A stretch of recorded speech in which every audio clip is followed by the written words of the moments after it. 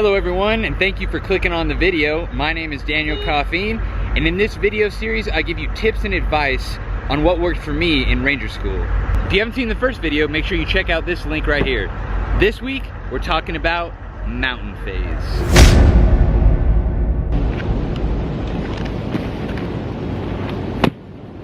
So mountain phase is broken up into 3 phases.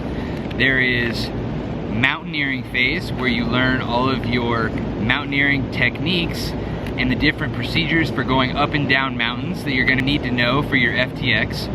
Then there is techniques, which is similar to the techniques in Derby. And then there is your mountains FTX, which when I went was a 10 straight day no refit FTX.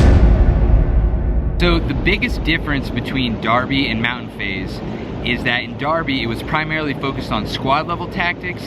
In mountains you're primarily focused on platoon level tactics. Now, like Derby, there's only 2 missions in mountains, and that is raid and ambush. Okay, so let's talk about your first day in mountains. 2 things happen. You are organized into your platoons, and you do an equipment layout similar to the one in Derby. Basically, they go through your entire packing list and they smoke the crap out of you for a very long time. Lowers is all about rope management. Rope management is incredibly important in mountain phase because you are tested on knots, and you're also tested on different mountaineering techniques which have a lot to do with ropes. So in lowers, it's a few days of knot tying. You're gonna have to do a knot test. So the knots that you're going to have to tie are these knots right here, and you have to tie them in under a specific amount of time. So there is a little bit of stress involved, but you get so much practice that it's really not that difficult. Additionally, in lowers, you do a lot of rappelling, which is actually it's really fun. It can be stressful because the RIs do have short fuses and usually end up getting smoked quite a bit, but it's actually a fun time. You actually do get to learn quite a bit of mountaineering techniques in lowers. The best thing about mountains, and you hear about it the entire time you're in Derby, is the blueberry pancakes. Every single morning during lowers and techniques, you get to eat the signature breakfast in mountains, which is blueberry pancakes, eggs, sausage, and toast. This is literally the best breakfast you will ever have in Ranger School. This is something that you look forward to on a daily basis, and it's imperative that you eat as much as possible during lowers and techniques. During that 10-day FTX, you are going to be expending so much energy. You have to try your best to get in as much food as possible during lowers and techniques. A couple of tips when it comes to trying to get as many calories as you can at each meal, especially in the DFAC, is adding sugar to everything, adding sugar to your grits, adding sugar to your drink, eating as many butter packets as possible. Butter is an incredibly calorie dense food, so if you can just load up your food with butter, you need to do so. But that is going to be my biggest tip for you, is to try to get in as many calories as possible when you're at the DFAC. So Mount Yona is where you actually apply all of the different techniques and skills that you learned in lowers. So what you do at Mount Yona more than anything is rappelling, climbs, your lead climbs, your buddy climbs, you're doing your rock rappels, your night rappels, which is scary as hell, by the way. A night rappel under nods, not fun. You also do a few different exercises with aviation assets like Skedco rigging. You also get a few other field craft classes, which are pretty helpful when it comes to your FTX. This is where things get really, really sucky. This is where I started to hate mountain phase the most. And that's because you are now reduced from 3 meals a day to 2 meals per day. 2 meals per day during techniques is absolutely debilitating, because techniques is about 7 days. 7 days of being on 2 meals per day, then going into a 10-day FTX at 2 meals per day is really, really crappy. So that's why it's imperative that that first meal in the DFAC during techniques that you get as much food as you possibly can. So this is very similar to Derby. So each day during the morning, you are taught different techniques and procedures for the different missions in mountains. You're also taught about the differences between the platoon level order and the squad level order, and how everything becomes a little bit more detailed when it comes to platoon operations. So once you're done with the morning portion, you transition into non-graded patrols, which was very similar to Derby, where the RI takes you out, you conduct 2 or 3 missions, you rotate leadership positions, and everyone gets a nice feel for the different types of missions and different graded positions that you could potentially have during your FTX. So that usually takes you into pretty late at night. I'd say between midnight and 2 a.m. and then you come back to the barracks, which is nice because it's nice to be able to sleep in a bed before your FTX, unlike Derby where you just slept in a tent. And I'll give you this piece of advice, and I don't know why more people didn't do this, but that is taking care of your priorities of work as soon as you get back to the barracks before you go to sleep for the night. And what I mean by priorities of work is making sure your packing list is squared away for the next day, making sure all of your water is filled up, your 2 1-quart canteens, your 2 2-quart canteens, your Camelback, making sure your weapon is clean, just doing all of the little things, right? Because little things are annoying, but you've got to do them to be successful. I highly recommend you knocking all of those things out at night before you eat and before you go to sleep.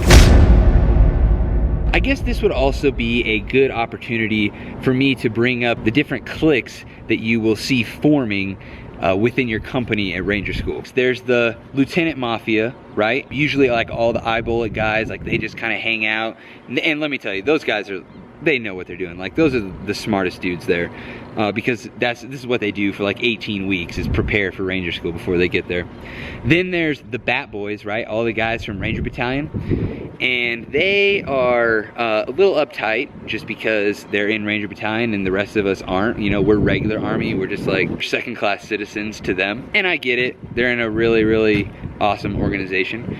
And then there's just the other guys like me. Non-combat arms, not really sure what's going on, don't want to really step on anyone's toes, just kind of there observing, happy to be there. And so, you know, everyone has a different mindset about Ranger School. You know, the eye-bullet guys are terrified that if they don't get a tab, that they won't ever become a platoon leader and they'll never make captain, right? All of the Bat Boys are terrified that if they don't get a Ranger tab, they'll never be able to hold a leadership position in Ranger Regiment and they'll get RFS or released force standards. And then there's guys like us who just really don't know what they're doing, just kind of bopping around, and I may be biased, but I think we're the best Ranger buddies. By this point in mountains, you are incredibly emaciated. I think I remember looking at myself in the mirror the night before day 1 of the FTX and not even being able to recognize myself. Eyeballs sucked in, cheeks sucked in, just a shell of myself. To say the least, I was not really excited about going on this FTX. The Mountains FTX is longer, harder, and way more detail focused than the Derby FTX. It's everything Derby was, only you're walking up bigger hills, there's more to do, the RIs are stricter, and there's the exact same amount of time to do it. So like I said before, there's 6 graded positions in Mountain Phase, and similar to Derby, there is a leadership changeover halfway through the mission. So you have your planning leadership, and then you also have your actions on leadership. But noteworthy is that it's the platoon leader and the platoon sergeant that swap out at the midway point. The squad leaders are squad leaders the entire time. And the team leaders, although not graded, are actually assigned as well. Your team leaders, although not a graded position, are the single most important people in your platoon in Mountain Phase. It's because you absolutely live and die by your team leaders. If you do not have good team leaders in mountains, you will not have a good squad. If you do not have a good squad, you will not have a good platoon. and everything will be very, very difficult. And the reason the team leaders are so critical is because the platoon is large. The platoon is between 30 and 40 people. So dissemination of information, especially in a tactical setting, it moves very slow, and it's very difficult to pass the correct message along. It's like playing a game of telephone. And so having team leaders who are engaged and who are willing to carry out the squad leader's orders is absolutely critical. So being a good team leader, when it's time for you to be a team leader, will pay dividends when you are a squad leader, because your team leaders will remember what you did and they'll work hard for you, which is exactly what you want. So when it comes to some of the leadership positions, just my personal opinion, I believe it is the easiest to get a go as the security squad leader first. And that is because all you have to do is control 2 different teams pulling security, and the RIs rarely check what you're doing, especially during actions on. That's because the RIs are really focused on what's going on in the objective, so the security squad actually kind of gets forgotten. The second easiest position to get a go in my opinion, is the weapons squad leader. And that's because you just need to find a good support by fire position, and then you need to make sure that your 240 Bravos are oiled very, very well and that you can talk the guns. And then the third position that I believe is the easiest to get a go on is platoon sergeant. And that's because you don't have a ton of responsibility other than just maintaining control of the entire platoon. And it's fairly easy to do that because everyone pretty much has a good understanding of what they're supposed to do and where they are going. Something that you don't do a lot of in Darby that you do a lot of in mountains is air assaults. So you fly on helicopters quite a bit. You do a lot of insertions.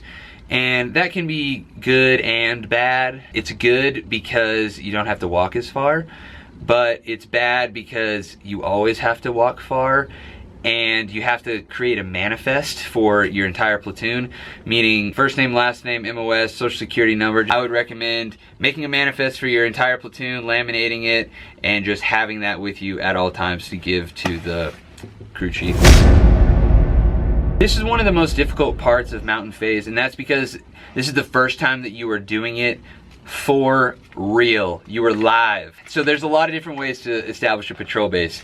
And if you're an infantryman, the way that they teach you at RTB is the doctrine way to do it. Is it the easiest? No. But it's the way they want you to do it. It's the way they want to grade you on it. And so you need to do it that way. My recommendation is, if you can get away with combat football, go for it. But you're probably gonna have to do your triangle with your apexes. So you're gonna have to put 240 Bravo, 240 Bravo, 249, metal to metal left, and you're gonna have to do it that way. Fighting positions filled in between. That seems really, really easy, and it should be, but the problem is that by the time you're establishing or trying to establish your patrol base, it's 2 in the morning, it's pitch black, you're under nods, there's trees everywhere, holes everywhere, rocks everywhere, and people are droning. So that's what makes it really difficult.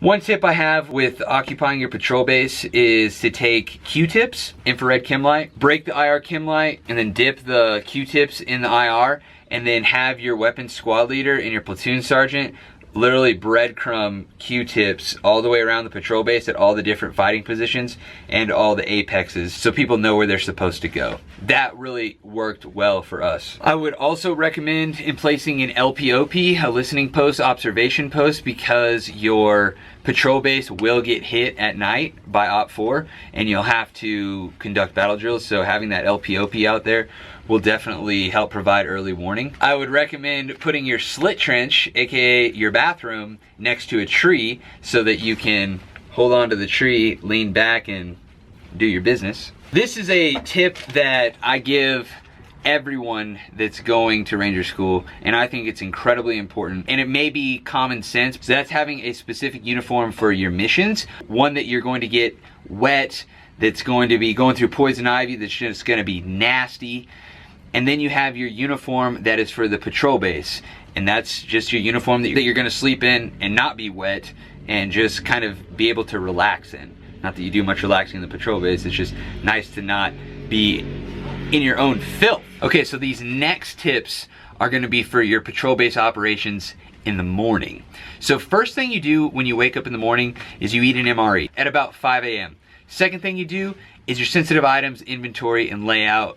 And then you also do your leadership changeover. After the leadership changeover and after the op board's pitched, the medics come to your patrol base and they do foot checks. So if there's something wrong with your feet, yeah, or you know, if there's something wrong with you, if you need some painkillers, whatever, they'll give them to you. But this is what you need to ask for every single day when the medics come. Every single day. You need to ask for cough drops. You want to know why? Because cough drops have sugar in them, and sugar has calories, and calories is energy, and you don't have a lot of that during mountains. So get cough drops and eat them regularly. If they ask you why you need so many cough drops, you just say, I'm having some issues, I'm coughing a lot. Just say you're getting sick. Just make up something to get those cough drops. Trust me, they're a lifesaver. Priorities of work is very important in the morning, and the RIs put a lot of emphasis on centralized priorities of work during patrol base operations. I would recommend that you take a squad or a team and have them do decentralized priorities of work. And what I mean by that is when everyone else is brushing their teeth or doing their personal hygiene or cleaning their weapons, you need to have this decentralized team distributing ammo, because you always get a basic load no matter what. No matter if you have 2 basic loads on you already, you're gonna get a basic load of ammo, so you're gonna need someone to distro it. You need to have them doing the tie downs on your radios. You need to have them filling everybody's water. The thing about water in mountains is also very unique, is that you actually drink from running streams. You drink from the Chattahoochee, and you have to put iodine tablets in all of your canteens so that you can make the water potable. So having a team of people in charge of doing that for your entire platoon is very, very beneficial. Lastly, I also think it's very important to have a TMK guy, a terrain model guy. And for us, it was this guy, Trevin Hobbs. Man, if you're watching this, you were the man. You got abused, but you were the man at the terrain model. And Trevin did every single one of our terrain models in mountains and Florida. And that dude, I mean, he was probably everyone's #1 for Pierce. He was such a lifesaver. The missions never really changed, so the terrain model really never changes. But so if you have one guy who can really, really put a lot of effort into this terrain model, make him your dude. So this is something that we did, and it's certainly not the right answer, but it allows you to get a little bit of sleep. That is having 3-man fighting positions, 2 people sleeping but facing out, and 1 person standing, not asleep, on the lookout for RIs. And then when the RI comes up, he can kick his 2 buddies right there. They wake up, start pulling security, and then he says, "Ranger, why are you standing up?" And you just say, "Oh, I was just feeling tired. I'll take a knee. I'm sorry, Sergeant." You know, whatever. So as you guys know, I went to Ranger School in the summer, and mountain phase got a little bit chilly, but some of the guys that who have been watching these videos have reached out to me and said, hey, you need to talk a little bit about the cold weather, especially in mountains. And so my buddy Devlin McDermott, he actually shot me a message about how to keep warm during Ranger School, and he said some of the biggest tips that he had for people who were going to be in winter classes was to have Velcro polypro pants. I don't even know what that is, but he said they were awesome and that you could mail stripper them off of you when you didn't want them anymore. I'm in. The other thing is, you know, some people don't wear underwear underneath their trousers, and so laying down in the snow, things get cold down there. So he also said having a sock over your man parts keeps it from sticking to the snow. Also pretty good idea. And then lastly, I definitely can't say I didn't do this, but the Manferno. Manferno is just like droning in that it is a rite of passage in Ranger School. And if you don't know what Manferno is, it's basically just getting so close to your Ranger buddies and cuddling with them and keeping each other warm with your body heat. So there you guys go. There's a couple tips there for how to keep warm during Ranger School. Probably a lot more, but I think those are our top 3. Once you are done with your FTX, all 10 days of it, you come back, you immediately look at yourself in the mirror, you get really, really sad because you are just an absolute skeleton because you've been walking up these huge mountains and just expending so much energy. But then the time comes to do your peers and to figure out if you were a go or a no-go. And once you find out if you were a go or a no-go, you get to do another really fun thing that no one ever talks about, but I'm gonna talk about it right now, and that is the overhang. That's right. The overhang is like going to your grandparents' cabin, being really, really cozy, and going into their pantry and it just literally overflowing with Little Debbie cakes and Hostess pastries. It's awesome, guys, it's awesome. You just eat so many sweets. It's beautiful. After you're done with your sugar high, leg rangers, load up. Leg rangers, we get to go on a bus for 8 hours and drive to Florida, while everyone else gets on a C-130 and they fly to Florida and get ready for an airborne mission. Let me tell you, 8 hours on a bus to Florida with a whole box of MREs by your side, better than jumping out of a plane any day. So that's Mountain Phase. Mountain Phase is certainly, like I said before, a very humbling experience. You're going to have to rely on your squad quite a bit, and you're gonna have to rely on your platoon members quite a bit.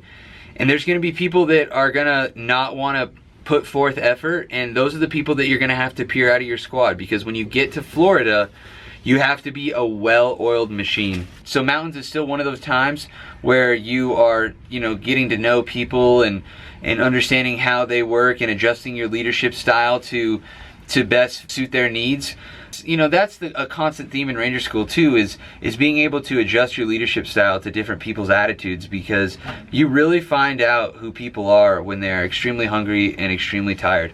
Some people are not very nice, and those people are leadership challenges. I was a leadership challenge to people, and I understood that, and so I had to adjust as time went on. So Ranger School, for the most part, is about being able to motivate people to do things that they really don't want to do.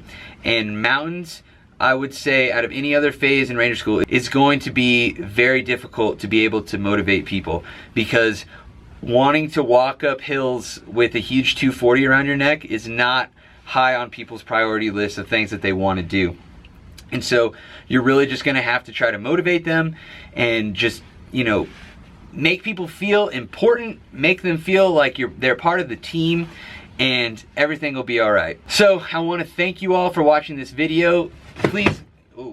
Please continue to like and subscribe and comment on these videos. I really am enjoying the community that we're building here, and if I can do anything to help you all who are either going to Ranger School or know people that are going to Ranger School, please share this video with them, ask me questions, be more than happy to help.